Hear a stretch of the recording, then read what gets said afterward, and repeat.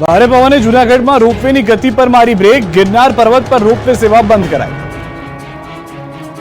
વહેલી સવારે જૂનાગઢ રોપવે સેવાને બંધ કરવામાં આવી હતી. પર્વત પર પવનની ગતિ વધતા રોપવે બંધ રાખવાનો નિર્ણય ઉષા બ્રેકો દ્વારા લેવામાં આવ્યો. વાતાવરણમાં અચાનક પલટો અને પવનની ગતિ પણ તીવ્ર બની છે, જેથી સાવધાનીના ભાગરૂપે જૂનાગઢ રોપવે સેવા મુસાફરો માટે બંધ કરવામાં આવી. ગિરનારમાં હાલ પવનની ગતિ તેજ છે, જેથી સુરક્ષાના કારણોસર રોપવે સેવા બંધ રાખવાનો નિર્ણય કરવામાં આવ્યો. ગિરનાર પર 70 કિલોમીટરની ઝડપે ફૂંકાઈ રહેલા પવનના કારણે રોપવેની ગતિ પર બ્રેક વાગી હતી. પવનની ગતિ ધીમી પડતા રોપવે સેવા ફરી શરૂ કરાશે. હાલ સ્કૂલના વિદ્યાર્થીઓ પણ પ્રવાસ માણવા માટે જૂનાગઢ જિલ્લામાં આવી રહ્યા છે, જેથી પ્રવાસીઓની સંખ્યા પણ ખૂબ વધારે જોવા મળી રહી છે. આ વચ્ચે આજે વહેલી સવારથી રોપવે બંધ કરાતા પ્રવાસીઓમાં પણ નારાજગી જોવા મળી.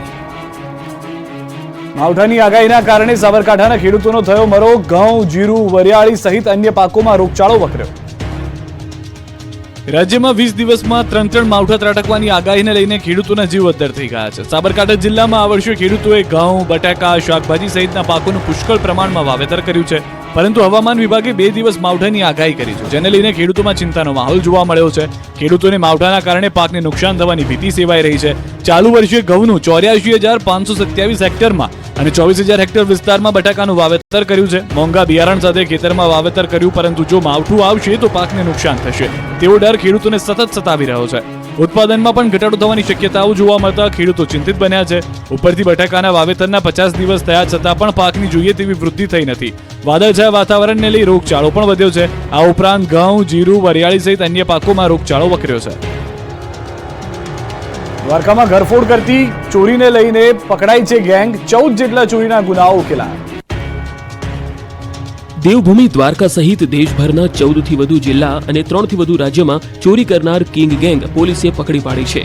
દેવભૂમિ દ્વારકામાં અનેક ઘરમાં ચોરી કરી પોલીસની ઊંઘ હરામ કરનાર તસ્કર ટોળકીને પોલીસે જેલ હવાલે કરી છે. દ્વારકા પોલીસે આંતરરાજ્ય કિંગ ગેંગને ઝડપી અનેક ચોરીના ભેદ ઉકેલી નાખ્યા.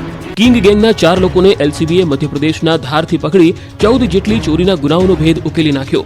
સોનાના દાગીના અને વાહનો સહિત કુલ 3,23,000 થી વધુનો મુદ્દામાલ જપ્ત કરાયો. કિંગ ગેંગ સાથે સંકળાયેલ અન્ય 10 આરોપીને પકડવા માટે પોલીસે તપાસ તેજ કરી. તપાસમાં સામે આવ્યું કે કિંગ ગેંગ દ્વારકા જિલ્લામાં 2, જામનગર જિલ્લામાં 5, અમરેલીમાં 2, સુરેન્દ્રનગરમાં 2, રાજકોટમાં 1 અને મોરબીમાં 1, મહારાષ્ટ્રમાં પુણે જિલ્લામાં 1 સહિત કુલ 14 જેટલી ચોરીઓને અંજામ આપી ચૂકી છે. બંધ ફ્લેટને ટાર્ગેટ કરી ચોરી કરતી ગેંગના 3 આરોપી દિલ્હી, હરિયાણાથી ઝડપાયા. અલગ અલગ રાજ્યમાં ચોરી કરતી ગજ્જર ગેંગના 3 આરોપીઓને સુરત ક્રાઇમ બ્રાન્ચની ટીમે ઝડપી પાડ્યા છે. સુરત ક્રાઇમ બ્રાન્ચની ટીમે દિલ્હી તથા હરિયાણાના રોહતકથી આરોપીઓને ઝડપી પાડ્યા. આરોપીઓએ સુરતમાં 22 ડિસેમ્બર 2023માં ધોળા દિવસે સુરતના અડાજણ આનંદ મહેલ રોડ વિસ્તારમાં ચોરી કરી હતી. કાપડના વેપારી તરીકે ફરી રેકી કરી આરોપીઓએ બંધ ફ્લેટમાંથી 2,65,000 રોકડ રૂપિયાની ચોરી કરી.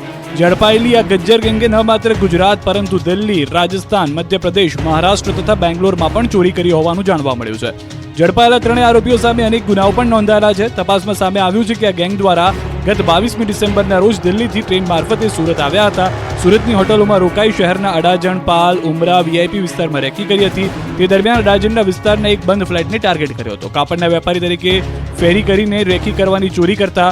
જે ફ્લાઇટમાં વોચમેન ન હોય ત્યાં તેઓ કાપડના ફેરિયા તરીકે કાપડ વેચવા માટે જવાનું નાટક કરે છે. એકતાનગરમાં દેશ વિદેશના 51 પતંગબાજોએ આકાશને રંગબેરંગી પતંગથી ભરી દીધું. આકાશમાં ગુંજ્યું જય શ્રી રામનું નામ.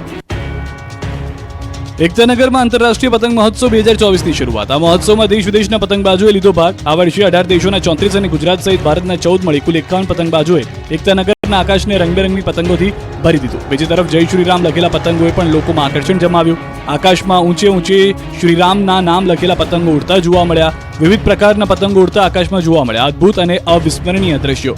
આ પ્રસંગે જિલ્લા પંચાયત પ્રમુખ, કલેક્ટર નર્મદા સહિત દેશ વિદેશના પતંગ રસિકો ઉપસ્થિત રહ્યા હતા. જિલ્લા વહીવટીતંત્ર, ગુજરાત પ્રવાસન નિગમ ગાંધીનગર અને એસઓયુના સંયુક્ત ઉપક્રમે statue of unity Ektanagar iconic સ્થળે યોજાયો હતો.